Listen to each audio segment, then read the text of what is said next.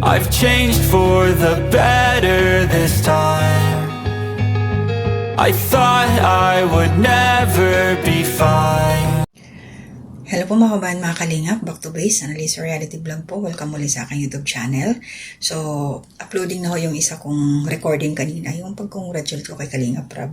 Dahil na-recognize po siya na top 1 most admired male vlogger po ng Pinoy history as of this year po, 2026. So, ito na ho.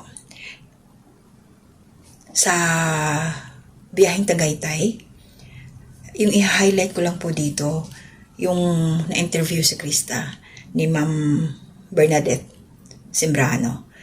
Dahil, basta mamaya bibigay ko yung aking obserbahan doon, yung aking opinion patungkol doon. Shoutout po kila Kuya Bal Santos Matubang, atin ng vlogs Kalingap Rab, tsaka PM Matubang, mga kasamaan ko pong reactors dito sa Kalingap. Ayan, lahat po ng team, sa Team Karepa, Team Strikers, Team Watchers, Team KOGR, Team Bios, Team Silver Team, mga kasamahan ko. Shoutout po sa inyong lahat. Sana po supportahan din nyo ho sila. At ito ho, also, mga silent viewers, mga bagong pasok sa aking munting kubo, mga nagta-thumbs up, ayan, nagko-comment sa comment section, nagla-like, nag-share, ayan. Salamat po sa inyo. Maraming salamat po talaga. Malaking bagay sa akin yung nanonood kayo at hindi nag-skip ng ads. Thank you po. So ito po mga kalingap, sabay ho nating panoorin. Ito po yung interview ni Ma'am Bernadette kay Krista. Manood po tayo. Si Krista. Beneficiary din. At kasama ngayon dito sa Cavite. Paano ka naman napunta sa landa ng Kalingap Rab? May mga team kanina pinag nakascout sa akin na una. Naka-scout. Bilang artista? Yan, beneficiary. Sabi na tinutulong. Tapos, ayun, napunta po kay Kuya.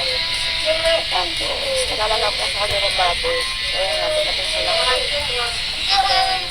Ayun, doon na po nag-start na magpapart po ako ng Kalingap na naging beneficiary nito. Yan, pinagtulungan pa. Kasama sa mga scholar na pinapaaral. Anong nang year mo ngayon? Grade 10 po kung susunod halita. Ay, siya nagtatahol. Parang gano'n din po kasi yung ano ko naman po kasi sa yung family ko naman po kasi hindi naman correct. Kaya naman po yung kumbaga po. Dahil din sa tulong nila, kaya napapari. So parang madami nagtutulong-tulong sa iyo. Working student ka ba? Dati po, nagra-racket-racket. Anong racket mo? Kumakanta po. Mga Nagbaba. So, nagyan ko na. Dahil may events, kumanta ka rin ba dito? Sa event na to, o hindi? Ay, ba't hindi ka kumanta? Dahil gusto mo mag-sample, baka ma-discover ka. Sampol, go! Sampol! Sampol! Ano ang kumanta mo para kita kuya? Yan! Oh. Salamat. Okay. Yun. Ang awitin nito'y para sa'yo. At kung maubos ang tinig, di magsisisi. Dahil iyong narinig mula sa labi ko. Salamat, salamat, ayet. Wow! Grabe naman yun. Krista, anong pinagpapasalamat? Ngayon po. Una-una po, tapos sa kalusugan po, at ang galing ko po, yung dumating sa akin. Kaya sobrang laking tulong po, lalo sa katulad ko po na estudyante ng kabataan po. Alak. Tapos, dumating po at nagkaroon ako ng opportunity na mas nagpagod sa akin na magagagay pa sa mga natin. Ano ang pangarap? Meaning flight attendant po, / artist. Ay, kawal Ano pala yung gusto mag-artista? Hindi pala si Kalingap ang gusto mag-artista. Si Krista pala. Shout out Ayun na, naman, sumabay na to. ABS-CBN, ha? Lakas. Gagalingan mo pa yung pagkanta mo. Baka sumali ka sa PBB, ha? Ayun. Thank you. Thank you. Salamat. Thank you po. Grabe. Thank you. Ayun na. Okay mga kalingap, so yun po nung nandun na si Ma'am Bernadette, si Krista, in-interview siya. Quick interview lang ho yun. At tinanong akong yung patungkol doon sa paano siya napunta ng Kalingap. Na scout nga daw. Akala yung scout daw na pag-artista. Siyempre hindi nila alam yung mga ganong terms sa dito sa Kalingap community. Pinaliwanag naman ni Krista na may mga tumulong sa kanya at yan, nakarating kila Kalingap Rab. So dito, akala nga ni Ma'am Bernadette na kasi yung talent ng bata kakanta. Akala kasi meron daw parang anong tawag dito, may party doon, may event. Akala doon kumanta si Krista. Pero ito pinakanta niya. Ang galing, no? So, walang hesitation talaga, kanta siya. Tapos, nung tinanong siya kung ano yung gusto niya pala talaga niyang gusto pala niya mag-artista. Flight attendant ba yun? Mag-artista din. Ang galing. So, alam ko dito, si Krista, siya, doon lang sa kanyang suot, sabi nga niya, nabanggit din naman niya ito doon sa kabuuan ng vlog na hindi siya ready sa kanyang outfit.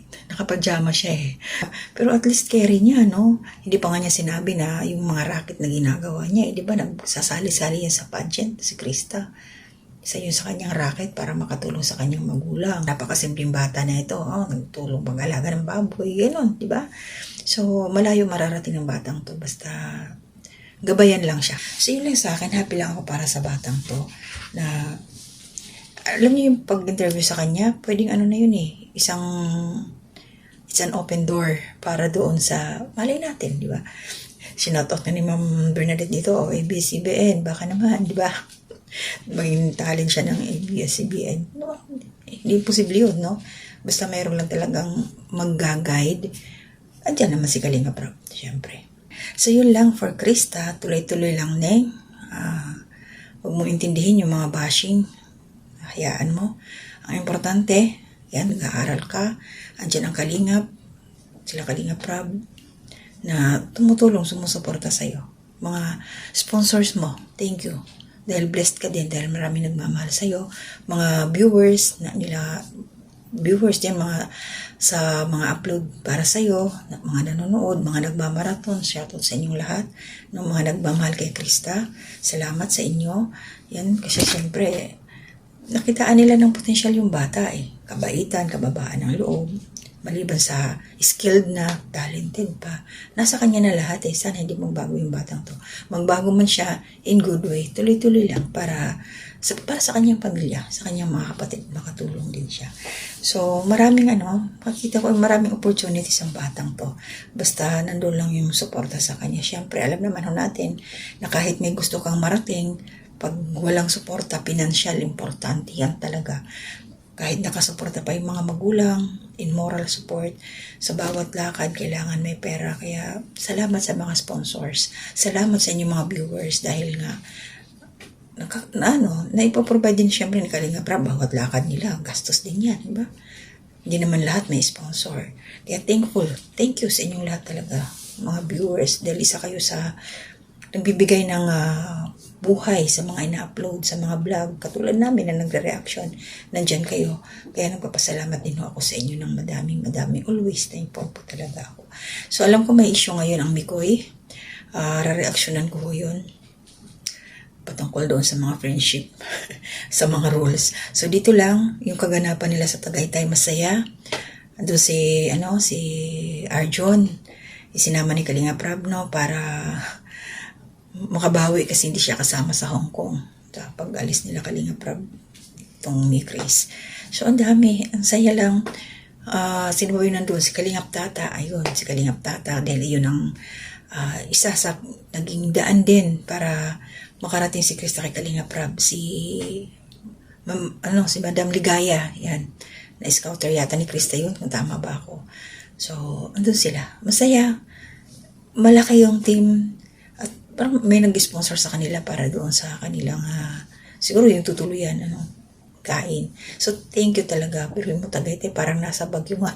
Malamig daw, mas malamig pa. Sabi nga nila, nandun sila, pasensya na, nalala ko si Ma'am June. Ganda Ganda ng suot ni Ma'am June doon. Hindi ko nakilala. So, mag-iingat po tayong lahat. Hanggang dito lang muna ako. Ay, mga hindi pa ako nakapanood, tuloy lang ho, panoorin ninyo. Sa ngayon is nasa 321 views na po sa YouTube channel. Kalinga Prab. So, nandito po kasi ko sa YouTube nagtingin. So, mag-iingat po tayong lahat. I-upload ko lang po to. Hanggang dito na muna. To God be the glory.